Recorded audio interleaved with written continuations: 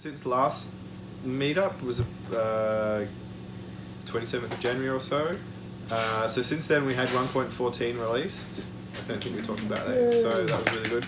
That obviously took a long time, maybe 5 months. So the main highlights of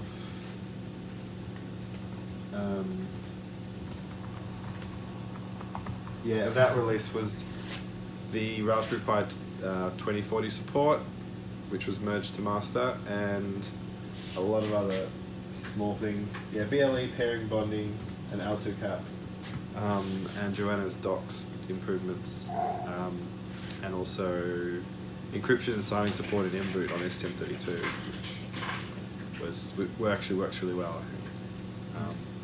I'm pretty happy with that. So there was, you can read the release notes. There was a lot of stuff. There's a lot of stuff. And there was a few breaking changes. So sys is renamed to usys to try and match the other U modules, but most ports won't notice it because they have a alias from sys to usys. Machine I2C and SPI were broken out into soft I2C and soft SPI, and just SPI and I2C, which mean hardware based.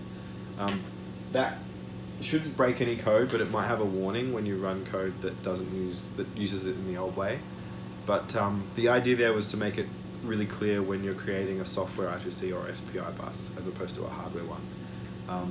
So if you want a hardware one, you use machine.spi, and if you want a software one, machine.softspi. So the docs are updated, so you could see that there. Bluetooth had a few minor changes to the IRQ method. Which you can read about there, but they shouldn't really affect you too much. But anyway, so since then, there have been 83 commits, which is quite a lot. And the main, because it's only been, I think, about less than 3 weeks, so we can almost do another release, which will be nice if it can be done in less than a month. But since 1.14 was released back in 3rd of February, 3 weeks ago, there's been just a lot of tidying up. The main change since then has been CMake support in ESP32, which has kind of been a long time coming. So that was done up here.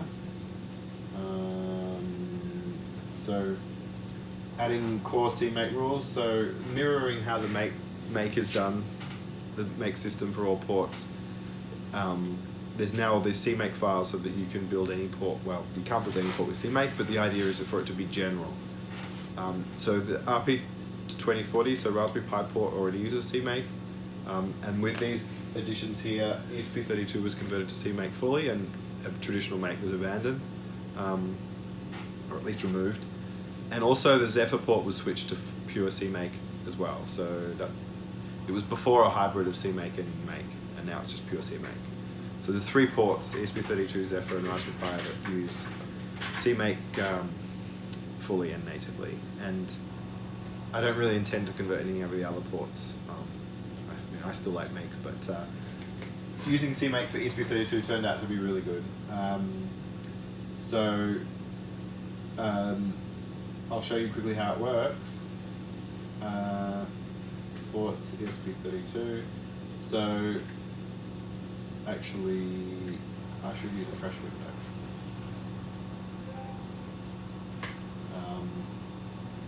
Just because of the environment. So if I want to build, there's a make file for convenience, so you can still do make and make deploy. Because CMake, it's a little bit longer to you have to create a build directory, change that build directory, and then run CMake to use it. The IDF also has a tool called idf.py, which is really convenient, so you can use that instead. But the make command is there for convenience. And it doesn't work, it's give you an error, because you've got to set up the IDF first. So the IDF, you can do /install to install the toolchain, and then you run export. So I just have some macros here which run the export command. So I can choose any of these IDF versions and it will be able to compile. So 402 is the sort of the oldest one, and then there's 4.1 and 4.2, 4.3, and 4.4 is not released yet, but that's just 4.4 dev. So we can use, say, pick IDF for 4.2, and all that does is run the export tool in the IDF. It was just a convenience. So that the tool chains are set up now, and you can use IDF build, or you can just do make, which is just a shortcut of make clean and make.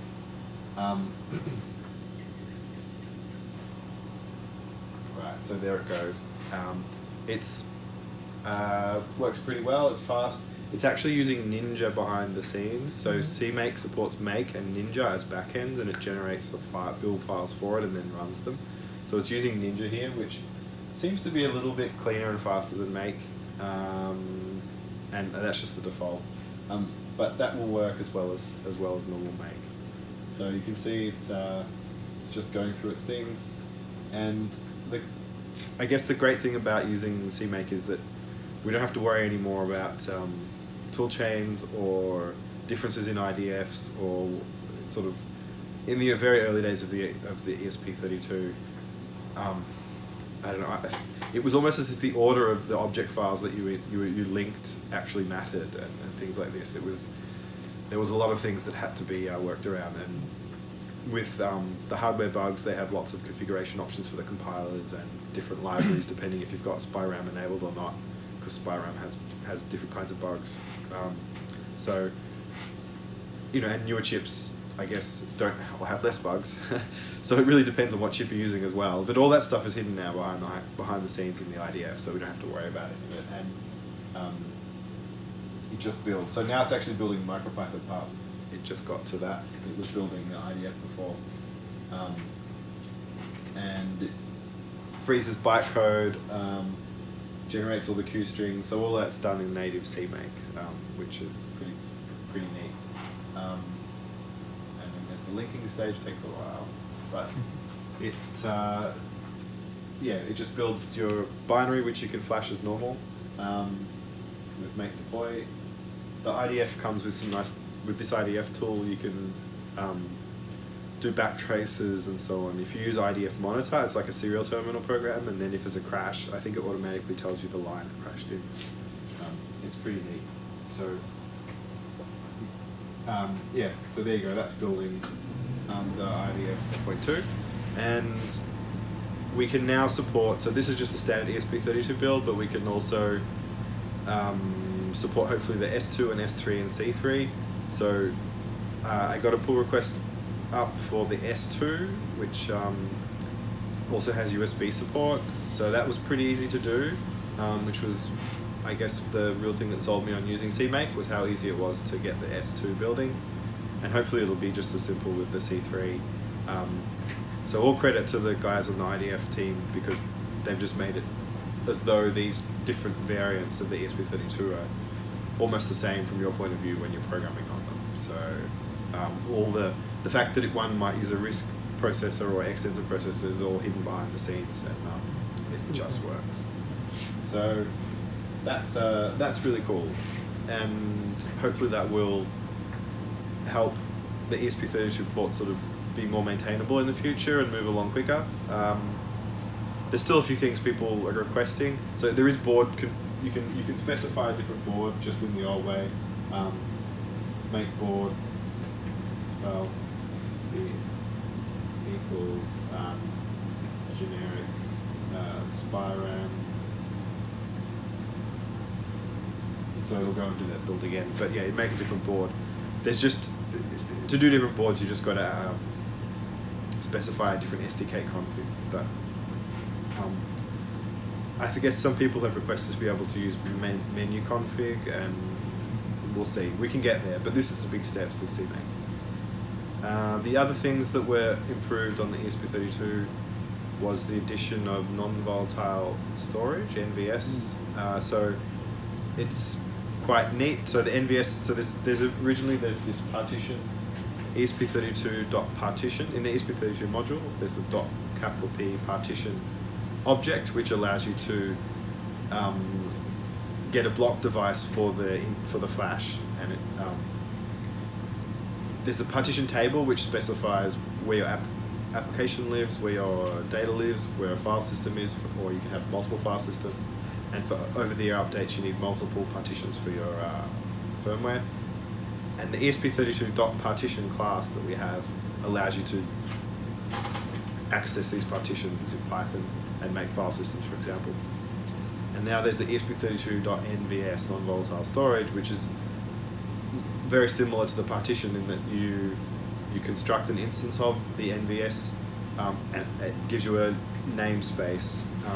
So you create NVS namespace, whatever you like, data or config, and then within that namespace you can save and load keys of either integers or data, arbitrary blocks of data. So it's kind of like a dictionary, like key value store, but it persists in Flash as long as you do nvs.commit. This thing building, but does that need to have a separate NVS partition set up as part of the partition table for that to move in? There already is. Yeah, good. I think in partitions.csv, the NVS is already specified here. Yeah. As offset and flag. So yeah, you have to specify that as part of your board configuration. This is the default that we have. So it's, yeah, the NVS is a self-partition, so you could access it with ESP32.partition, but I don't know what the binary format is. So how much space is set aside for it? 6,000 hex. So that many, 24K. Okay. That's just the default the IDF had, I'm not sure why. This is the NVS, there's no examples yet, but yeah, you can construct one with a given namespace. You can set keys, get keys, set blobs, get blobs, erase keys, and then commit. So commit is like save to Flash. So yeah, that was contributed by TVE Torsten, which was really good. And there's a few other things in the pipeline from him for improving non-blocking SSL sockets, so that we can have SSL and Asyncio, which will be really good finally. The other thing, there was a ThreadSafeFlag which was added to Asyncio by Jim.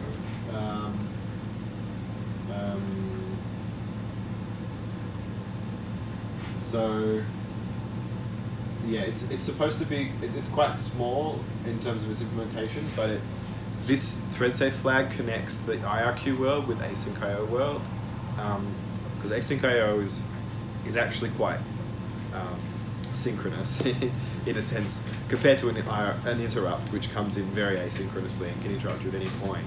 Asyncio is cooperative and rather synchronous, so you know when things happen. They happen one after the other. And when you have an interrupt, like say a button is pushed and a pin interrupt comes in, then that could interrupt your Asyncio program anywhere, and that sort of goes against the philosophy of Asyncio, which is that it's cooperative, and that you know at every point in time when you have control and when you give up control. So if a pin interrupt comes in the middle of an Asyncio program, then you need to sequence that pin interrupt into the rest of the code so that it's all in order and you can guarantee when certain things are going to happen. So what this little class does is allows you to create a ThreadSafeFlag that can be set from an interrupt context and that you can wait on from an Asyncio context. So you create this object, this flag, and then one of your tasks will wait on it and so you do await flag.wait. Let me write that code. So you'd be like flag equals let's say flag, and you go await flag.wait. That's very simple. And then from an interrupt context, you just go set. So that might be callback, so timer, and then you go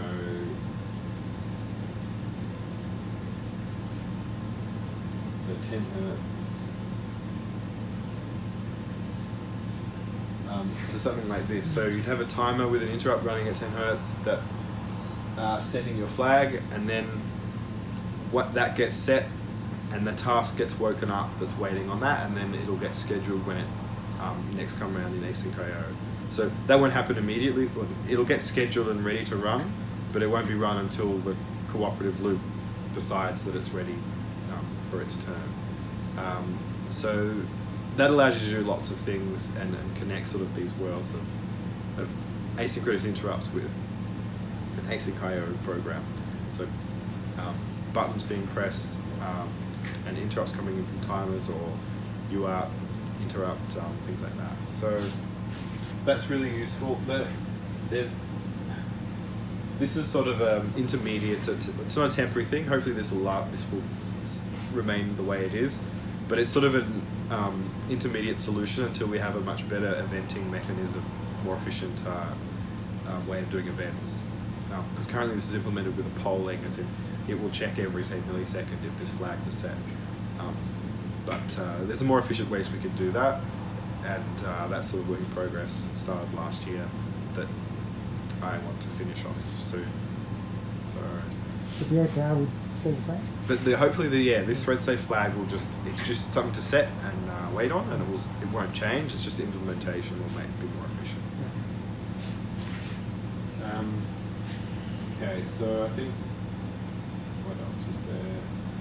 I don't think there's much more. I was just going to go through.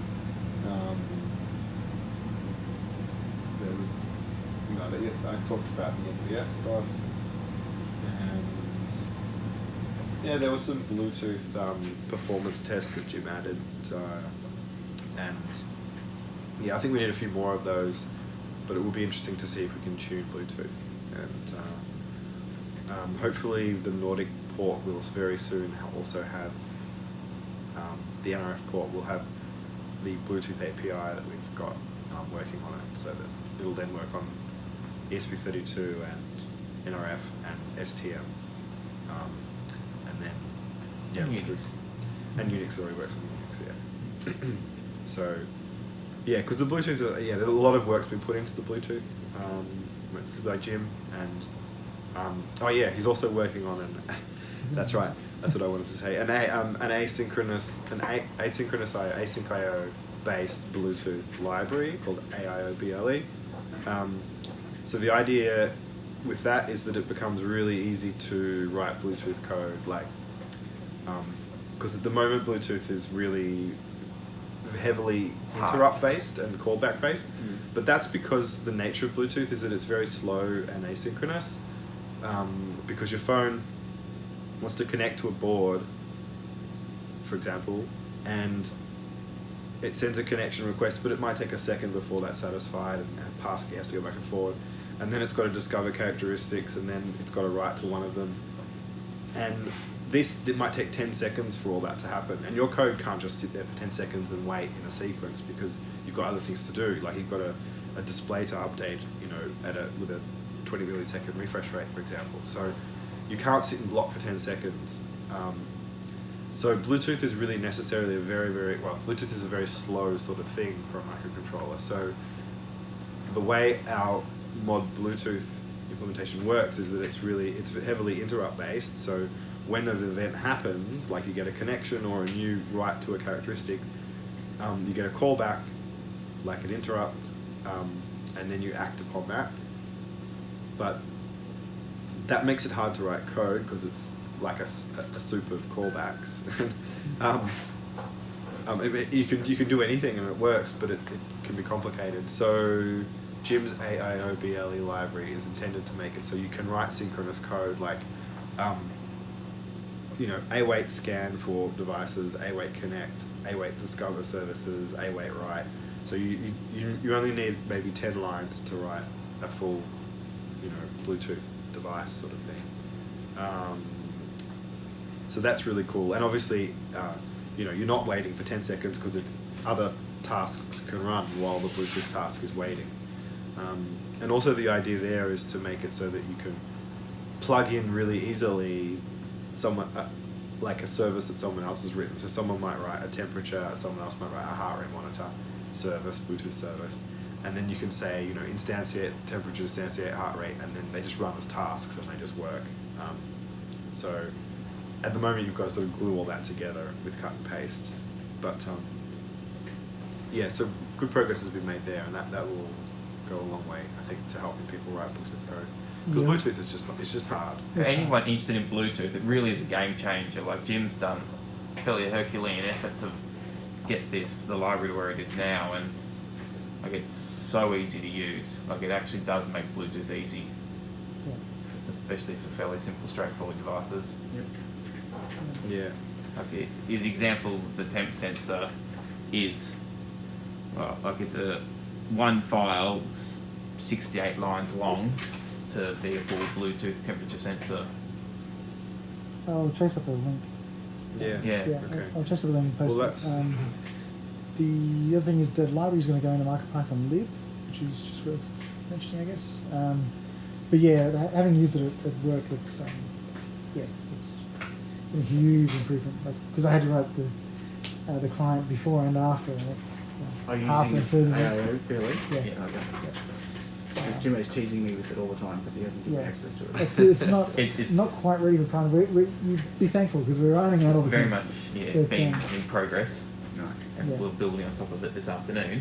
Yeah. But the actual core Aioble library probably is pretty close to finished, and it provides a lot in a very simple API. Yeah.